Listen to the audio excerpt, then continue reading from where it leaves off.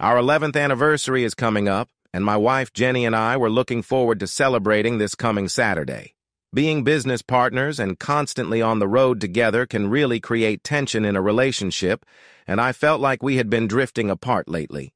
It was my idea to go back to Chicago for our anniversary. I prayed that it would put some spark back into our marriage. The plan was to go back to the same club where I proposed to her. I checked first to make sure it was still there, and was thrilled to find out that not only was it still there, but it was still owned by the same people, and hadn't changed much.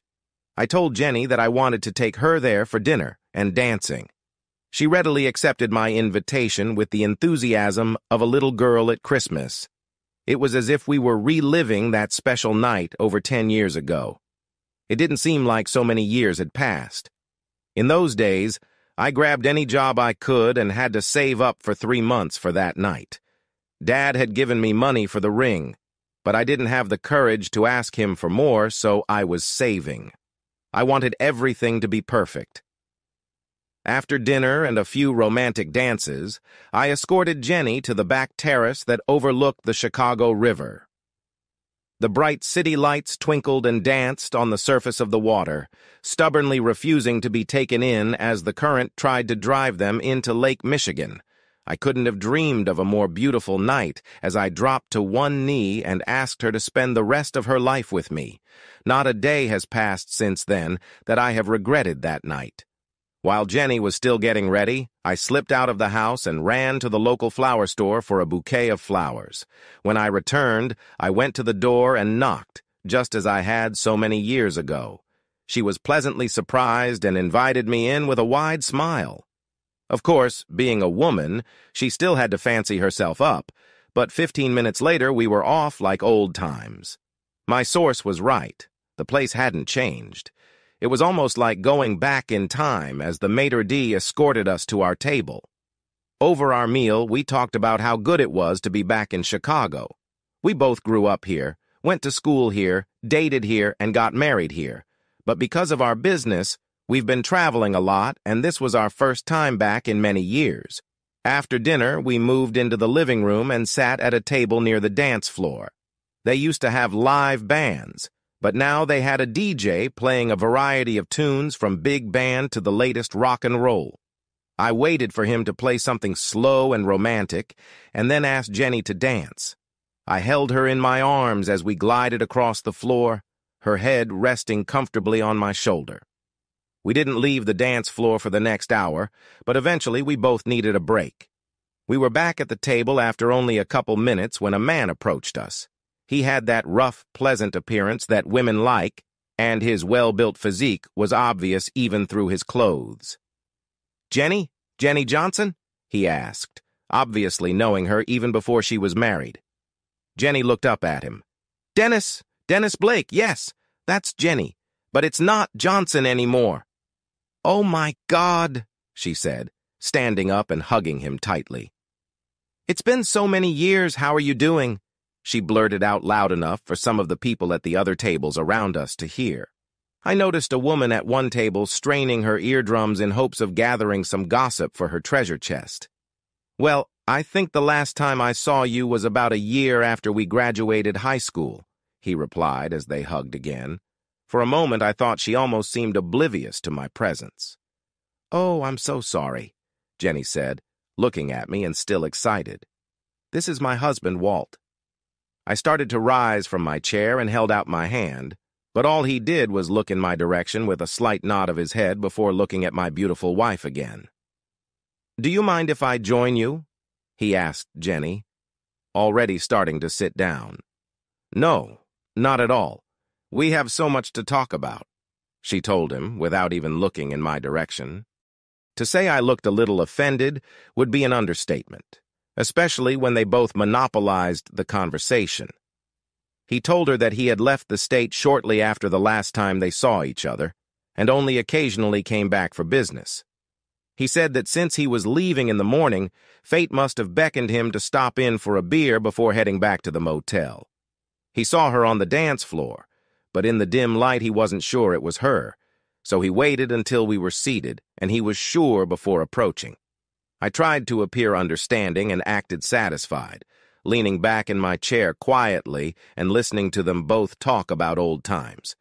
He told Jenny how great she looked and that she hadn't changed a bit in 12 years. My beautiful wife was eating it up, along with everyone else, and my ears perked up when the conversation turned to sex. It seemed they had been each other's first, and now they were laughing at their naivety and inexperience. I could feel the cold stares on the back of my neck when, right in front of me, he told her that he should never have left without taking her with him. He said he had gotten married, but that only made him realize that he had left the woman he truly loved behind in Chicago. I'm sure some people around us saw the anger on my face when I thought about ending the conversation and leaving with my wife. But it was then, without even looking at me for approval, that he asked her to dance.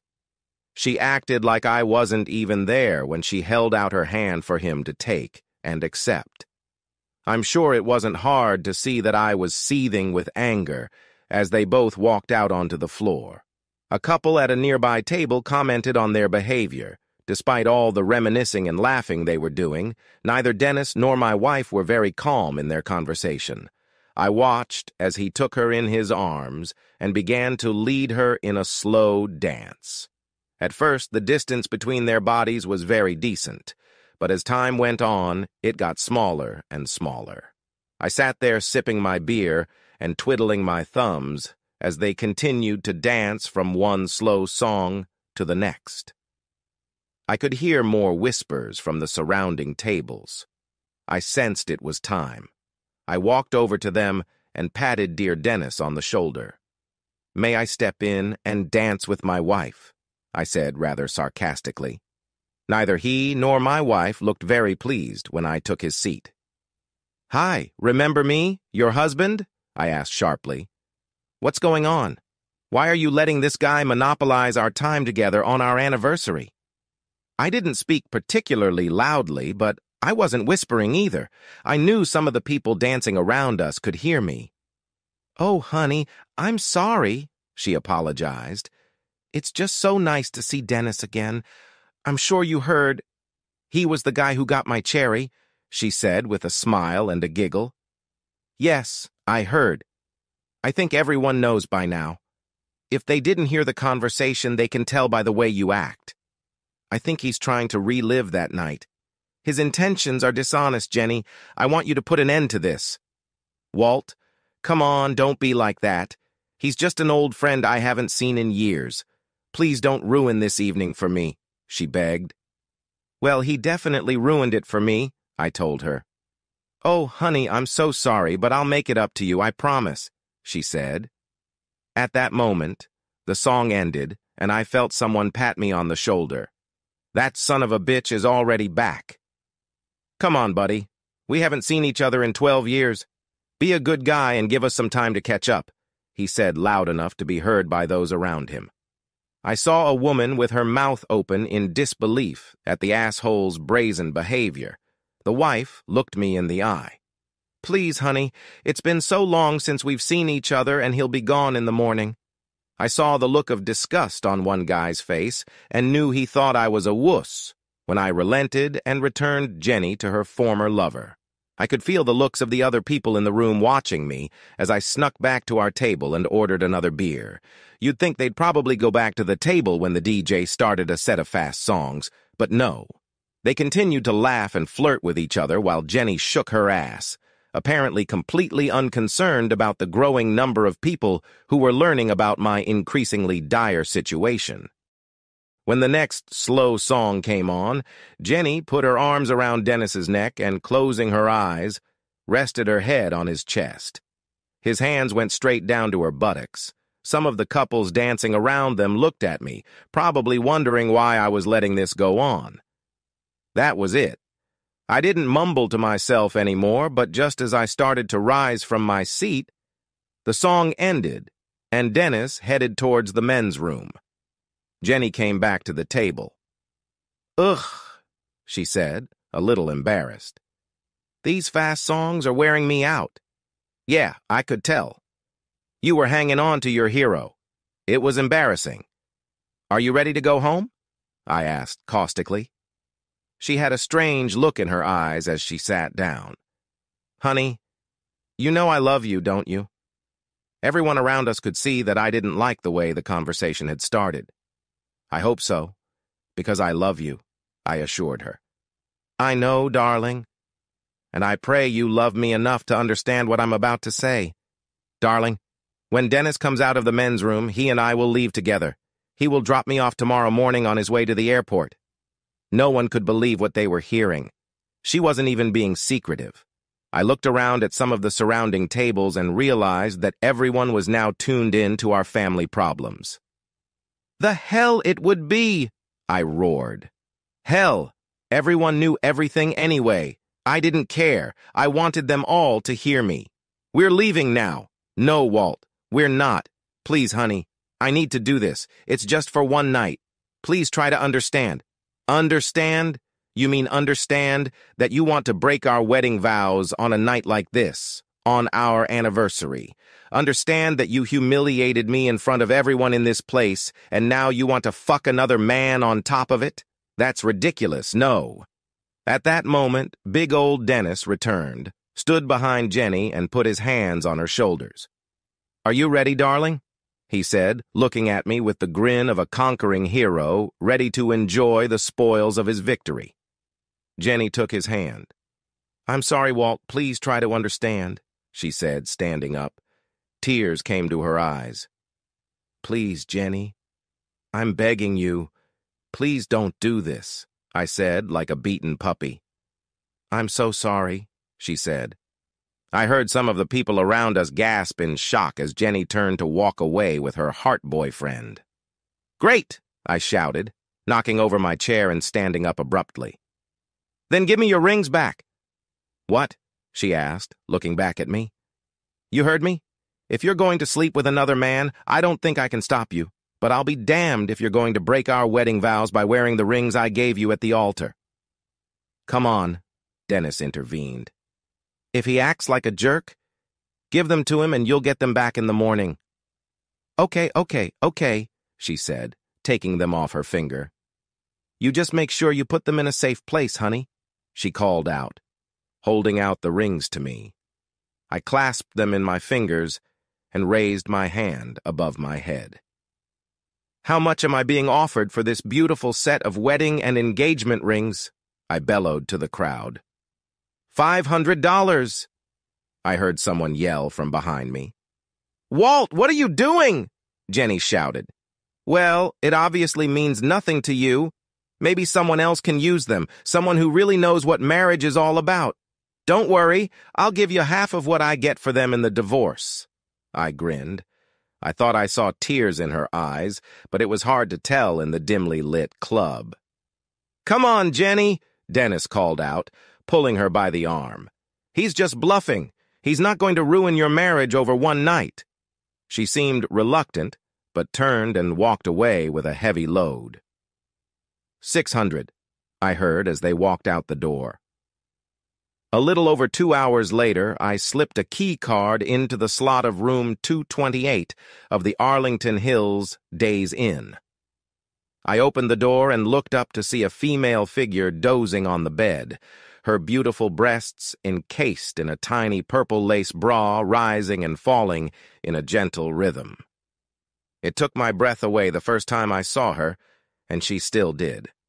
She opened her dark blue eyes and smiled as I closed the door. Did you sell them? Of course, I told her. How much? She asked excitedly. 1,800, I answered. Oh, she said. Not bad. What does that mean altogether now? I did a quick estimate. Almost 37 grand, not bad for 3 weeks. Jenny slid off the bed, came over, put her arms around me and kissed me passionately on the lips. She murmured. Someone's feeling frisky. Well, it's our anniversary, and after a performance like tonight... I let my words hang in the air for a moment. Where's Dennis? I asked.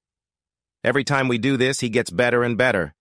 He was so good tonight, I was even starting to get jealous of you two, I said with a slight chuckle. He's in his room. I think he might have a girl with him. He did get a little scared tonight. When we were leaving, a few guys threw really hard looks at him. He thought they were going to come get him in the parking lot, but they didn't. I hope he's not planning on leaving. I would never have gotten that much for rings if everyone in the place didn't hate him so much. It would be a real shame to coach someone else again. I don't think you need to worry, dear. His income is almost $10,000, which isn't bad for an unemployed actor. Even if he were working, that's twice what he'd ever make on the stage of any theater. I hope so. I also think we've exhausted our hometown hospitality, dear. I'm sure everyone knows by now that all those rings are worthless. The Chicago cops probably already have our descriptions, and if they're not all looking for us, I'm sure some of them have already taken up the cause. It was good to be back home. I'll go tell Dennis we're leaving in the morning right after breakfast. Don't take too long, honey, she said seductively. I want to take care of that tightness between your legs. It didn't take long for that to happen. I knocked on Dennis's door 2 rooms away from ours. He only opened it ajar. Jenny was right, he had a girl with him. Did everything go well after we left? He asked through the crack. Yep, I got 1,800, I replied. I saw him smile. But I think we should get out of here. I can feel the heat on the back of my neck. Meet me at the restaurant tomorrow at 9 in the morning. We'll leave right after breakfast. Okay, he replied quietly. You did a great job, I told him. Enjoy tonight. Dennis's smile grew wider. Oh, you can bet on it. I heard his companion giggle just before he closed the door. When I returned to our room, Jenny was lying in a seductive pose on the bed. The sexy lingerie she had looked so good in earlier was now missing, and the only thing she was wearing was a wide smile. I undressed in record time. I climbed into bed next to the most gorgeous woman I'd ever known and kissed her, tenderly, with love and compassion. 2 more times that night we reached euphoric bliss. Finally, our bodies exhausted and we cuddled in each other's arms. It was a good idea to come back to Chicago for our anniversary, she said. With all our constant traveling, I'd almost forgotten what it felt like to feel at home. I know, me too, I replied quietly.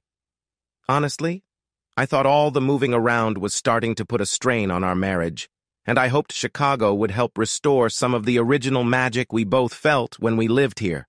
Was I right? Yes, honey, you were right. Coming home reminded me of how much I love you, she said, reaching out and turning my head for a tender little kiss.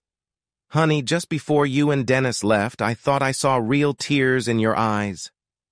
You did, she explained quietly. Sometimes when I play my part, it seems so real.